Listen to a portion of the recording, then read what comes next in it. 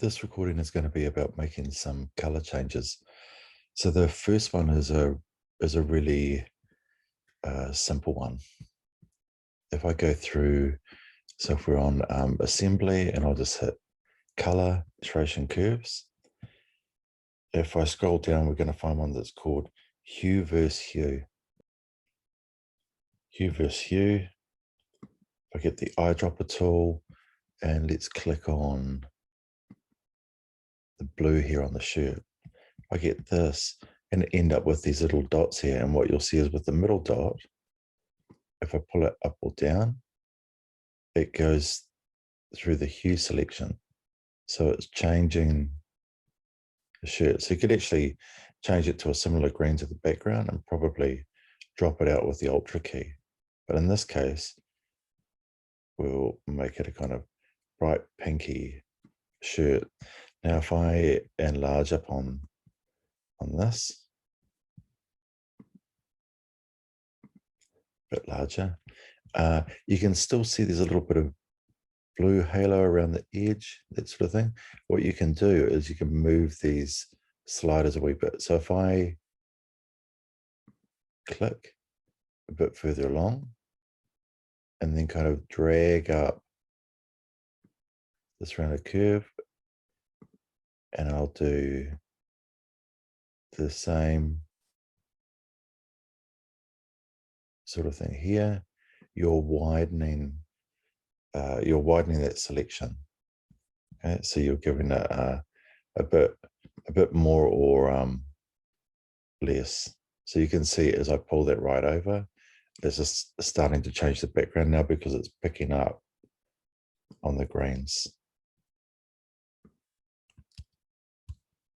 So I'll take that back because my focus is just trying to get it on the shirt. So a very simple and fast, easy way to do some color correction. So I'll just undo that, I'll get rid of all of that, and we'll go through another one that's a little more sophisticated. Now, if I go to HSL secondary and I pop that open, we can start to key things. So I'll see if I can make this a little bit wider. So we have eyedropper tools here. So if I click on it, and it works a wee bit like the Ultra key, if I click and I select a color, it's going to start to pull at that selection. And you can see when I click on the color gray, what it's selecting. So I can actually get the plus eyedropper.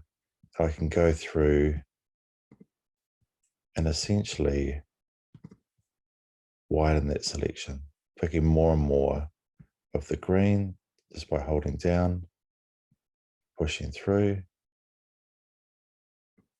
So we'll go with that at the moment. You can also click on this down here and go to color on black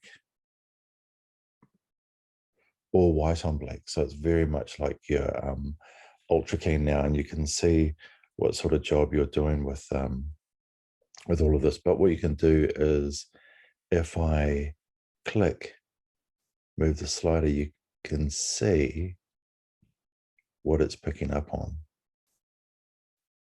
So I can adjust the whites and blacks, so it's good to look at this one. The top one, again, widening that selection a wee bit, and the bottom one smooths that extension. It just gives you a wee bit more subtle control. So with all of these sliders, so the hue with the saturation as well, you can pull at them and just try and get a little bit more or a little bit less to your selection. The lightness, you can see it's push it up at the top a wee bit.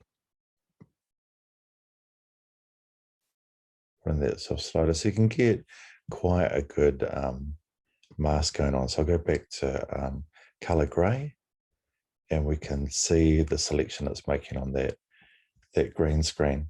There's still, if I go back to white or black, this removes the noise, the kind of itsy-bitsiness. Blur to soften it. Got to be really careful with that one. Now, if I come down to the correction, but I'll just change it back to color gray. Here's my color wheel, so I can get the 3.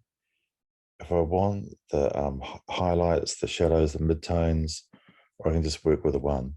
If I click and drag, it'll move pretty slowly. But if I hold the shift key down, it will move a bit more quickly. So I'm pushing this up into the oranges and the reds. If I want to see the whole thing, I just click that on and off. So click it on, and you've got things down here where you can start to play around with the temperature, the tints, and so you can end up getting quite a good mask.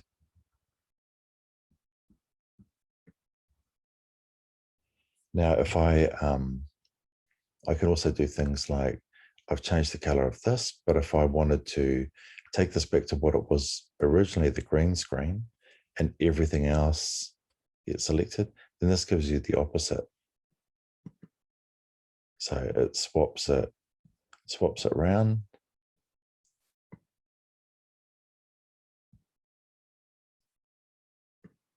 And now when I take the saturation down, you can see that the green screen is back to its normal color, but everything else is now more or less in black and white, or had all the color kind of sucked out of it. So those are a couple of nice methods for very quickly changing color.